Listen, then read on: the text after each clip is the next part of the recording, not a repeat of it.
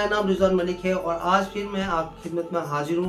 दोस्तों, ये वीडियो मेरे खास दोस्तों के लिए, व्यापारियों के लिए और ख़ास मेरे दुश्मन जिन्होंने हमेशा मुझे आगे बढ़ने की प्रेरणा दी है, उनके लिए है दोस्तों ये वीडियो। और दोस्तों, आज हम बात करेंगे कि एक वकील को कोर्ट में कैसे प्रेजेंट करना चाहिए और कैसे आर्गूमेंट करनी चाहिए, यानी how to argument in the court, किस तरह प्रेजेंट करना। बहुत ही इंपॉर्टेंट पॉइंटों पर बात करेंगे कि हमें कोर्ट के अंदर किस तरह प्रेजेंट करना चाहिए।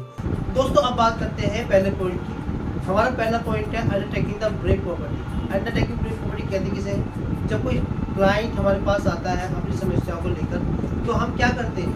हमें सबसे पहले ये करना चाहिए कि हमें अपने क्लाइंट की सारी बातों को ध्यानपूर्वक सुनना चाहिए। उनकी बातों को ध्यानपूर्वक सुनने के बाद उसकी आवाज़ को रिकॉर्ड करना चाहिए और रिकॉर्ड करने के बाद जो आपने रिकॉर्ड किया है उस बात को बहुत ही ध्यान से और बहुत तवज्जो करके सुननी चाहिए। और सुनने के बाद हमें उसकी बात को नोट कर लेनी चाहिए एक पेपर में। ये हमारा सबसे मेन रूल है दोस्तों।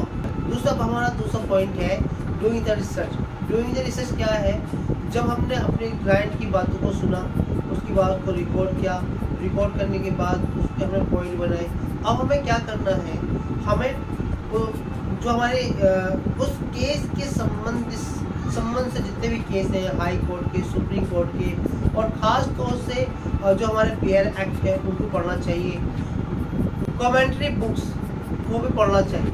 और दोस्तों, ख़ास तौर से इस चीज़ को ध्यान रखना चाहिए कि जब भी आप कोई सुप्रीम कोर्ट का ऑर्डर, जजमेंट, नोटिफिकेशन पढ़ रहे हो, सीनियर सर हैं वो हमेशा मुझसे कहते हैं कि जब भी आप कोई भी किताब पढ़ो या कोई भी एक्ट पढ़ते हो तो हर वर्ड को जो है ऐसे पढ़ो जिसे उसे चबा रहे हो, यानी कि हर वर्ड को जो है चबा के पढ़ो। उससे क्या होगा? जो केस की जो गहराई है वो आपके दिमाग में आने लगेगी।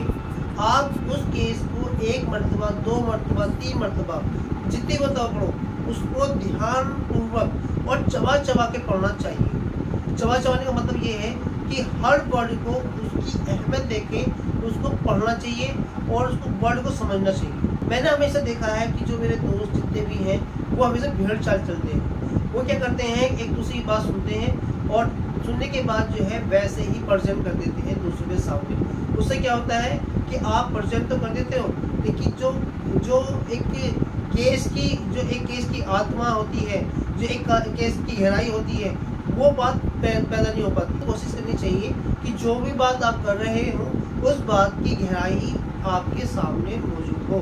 दोस्तों, अब हम तीसरे पॉइंट की बात करते हैं। तीसरा पॉइंट है प्रिपेयरिंग योरसेल्फ। प्रिपेयरिंग योरसेल्फ यानी कि हमें खुद की तैयारी खुद करनी होती है। वो हम, जैसे कि मैं अपने बारे में बताऊं, मैं हमेशा तैयारी कैसे करता हूं। सपोज दैट मैं कोई तैयारी केस के लिए आर्गूमेंट करने जा रहा हूं कोर्ट के अंदर, तो मैं क्या करता हूं? शीशे के सामने खड़ा होता हूं और उस शीशे के सामने खड़ा होके बात करता हूं और अच्छी तरह प्रेजेंट करता हूं और ऐसा मानता हूं कि सामने वाला जो है मेरा विपक्ष है और मैं उससे लड़ रहा हूं और खूब मन से, दिल के साथ उससे लड़ता हूं, जिससे कि मेरी प्रैक्टिस हो जाती है। दोस्तों, अब हमारा चौथा पॉइंट है मेडिटेशन। मेडिटेशन किसे कहते हैं? जब हमने कोई केस करने के लिए कोर्ट के अंदर प्रेजेंट करने के लिए जा रहे हैं तो हमें क्या करना है? 5 मिनट के लिए, ओनली 5 मिनट के लिए आपको अपनी कुर्सी पे बैठना है और बिल्कुल शांत स्वभाव के साथ, तसल्ली के साथ अपने आप को ऐसा जाहिर करना है कि जिस केस के लिए आप प्रेजेंट करने जा रहे हैं वो घटना, वो इंसिडेंट, वो मेरे साथ हुआ है। थोड़ी देर के लिए उस केस में अपने आप को डाल लो और डालने के बाद अब ऐसा महसूस करो कि वाकई में वो मेरे साथ हुआ है। कि वो जैसे ऐसा मानो कि किसी ने किसी का खून कर दिया और खून करने के दौरान आप कहीं पे छुए हुए सारी घटना को देख रहे थे और जब आप उस घटना को देख रहे थे तो आप सारी चीज़ को ऑब्जर्व कर रहे थे कि कैसे मर्डर हुआ, कैसे उसने मारा और कैसे उसके गोली चलाई, कैसे वो गिरा और कैसे उसकी आवाज़ आई, वो कैसे अपनी जान को बचाने के लिए भगा। ये सारी दुर्घटना आपकी आंखों के सामने हो रही है। तो यानी कि मेडिटेशन के अंदर आप इस चीज़ को अपना आप को उसमें ढाल लो, क्योंकि जब तक आप उस केस की फीलिंग अपने अंदर नहीं जगाओगे आप कभी भी जीत नहीं सकते। तो केस की फीलिंग जगाना बहुत ज़रूरी है। इस चौथे पॉइंट में। दोस्तों अब हम बात करते हैं पांचवें पॉइंट की। पांचवें पॉइंट है हमारा सिनॉप्सिस। सिनॉप्सिस कहते हैं रेखा। जब हम कोर्ट के सामने कोई केस प्रेजेंट करने जा रहे हैं, तो जब कोर्ट के अंदर जो जज साहब होते हैं, जब हमारी फाइल उनके पास जाती है, तो अधिकारी ये देखता है सिनॉप्सिस लगे होने से कि इस बंदे ने अपने केस में बहुत मेहनत की है। क्योंकि आप कितने भी अच्छे बोलने वाले हों या आप कितने अच्छे भी लिखने वाले हो, आपकी हैंडराइटिंग कितनी भी अच्छी हो, अगर आप अधिकारी को कोई बात नहीं समझा सकते तो आपका अच्छा बोलना या अच्छा लिखना कोई फ़ायदा नहीं होगा। आप थोड़ा बोले लेकिन अफेक्टिव बोले, बहुत अच्छा बोले और बहुत प्यारा बोले। अगर आप कानून के बारे में और कुछ जानना चाहते हैं तो इस चैनल को लाइक करें, सब्सक्राइब करें, बेल आइकन को दबाएं